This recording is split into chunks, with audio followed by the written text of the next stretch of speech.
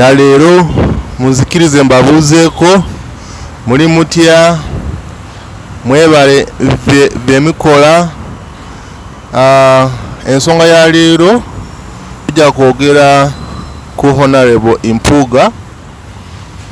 Agamba nti yatonda ekisinde kya Democratic Alliance n'omutwe omukulu okugatta ebibiina byonna mu Uganda bisobole okukolera wamu ate bibeeko n'enkyusakyusa engeri okulondewa we kutambuziwa. Naye gwe Munnayuganda oli eyo, twagala naawe okomentinga awo wansi mu comment section otubulire kweri omusajja ono atuukiridde asobola okugatta ebibiina byonna. Naye wansi awo ekisookera ddala okugatta ebibiina byonna olina kubanga watondawoko political party. Eno ye ndowooza yange, nga watondawoko ki political party like oli president wa kibiina DP, NRM oba NUP, kubanga kati omanyi what is exactly it's in the parties. Kubanga si kyekyo olina kubanga oli waggulu wa parties, ekitegeeza nti olina experience emala. Ate ng'ovudde ku ekyo olina kubanga you have tried to interact with these other parties, nti enkolaganayo n'ebibiina ebirala si mbi okutwaliza wamu. N'ekirala nti abantu bakukirizaamu nnyo the civilians, the people down, omuntu wa wansi akukirizaamu nnyo okitegeera. Kati bwe tunuulira Honorable Mpunga, ddembe lye okulonda, ddembe lye okuteekayo ekisinde, ddembe lye okukola ekintu kyonna nga Munnayuganda, naye nze ndaba nti tagwanidde ate tasobola atya. Mu myaka 2 gamaze mu politics, alaze nti ali mu DP, asobola kuva mu DP wuyo mu NUP, okitegeera. Ate nga buli gy'ava avaayo nga alina ki, ataanudde entalo, nga ye waliwo byakirizaamu, talina what is called teamwork, talina ekitone ekyokugatta abantu, yeggumi ayagala nnyo ekitiibwa, ayagala nnyo buli kimu kikolerewe ye, tafa nnyo ku bantu ba wansi, afa kimu ekitiibwa kye, ekitegeera. N'ekirala juzi mwabiraba musajja tiyabba milioni 5, bamugamba zino milioni 5 bakuwa batya nga tutona bawadde okumaliza tamiyo nga ki lop.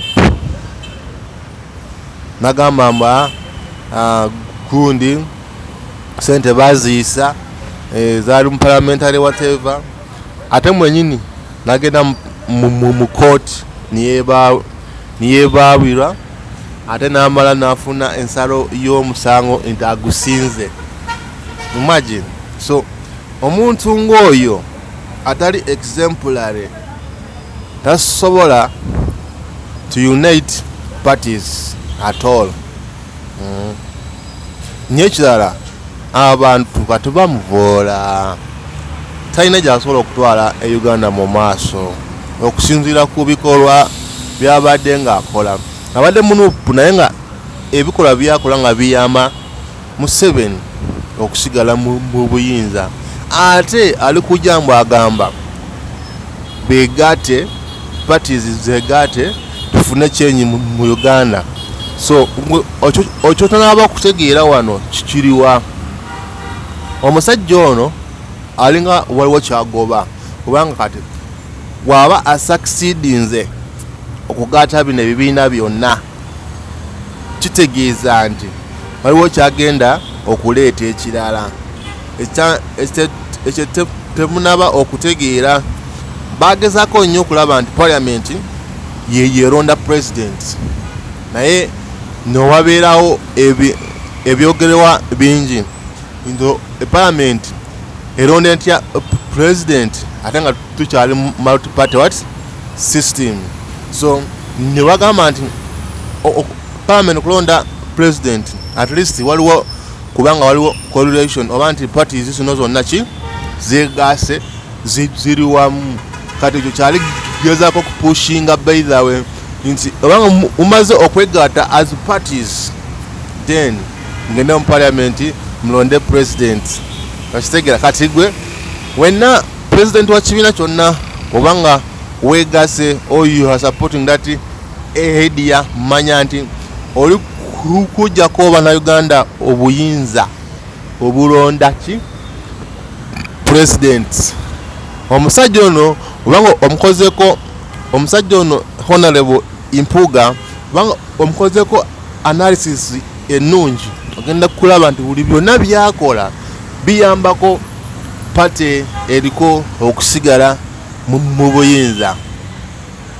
Gwe wali ovuddeyo wali olabyeko Mpunga nga vaayo nga anenya abaana abakatuwa mu Uganda n'abakomye nakonoming that act like navaayo ku mukolo wawawa nakoneminga. Wali obuliddeko Mpunga nga akoneminga these changes that happen in parliament. Like nti bali bagamba mbu leader of opposition along the way wali omulabe nga afuddeyo nawakanya ndowooza mwamulaba nga yatula wali yakola waati yefuula bize okitegeera. Kazi omusajja ng'ono talina wasobolera okugaata ebibiina byonna. Singa omuntu nga Dr. Kizza Besigye navaayo n'akyogera, omuntu nga His Excellency Bobi Wine wavaayo n'akyogera, people can listen because they believe in him. Naye kati omusajja ono okusinziira ebamuyita mbu DP block balina akakundi kaabwe nga ebazanya emizanyo gyabwe. So I think Ugandans, this is my advice, be very serious. Don't take Uganda for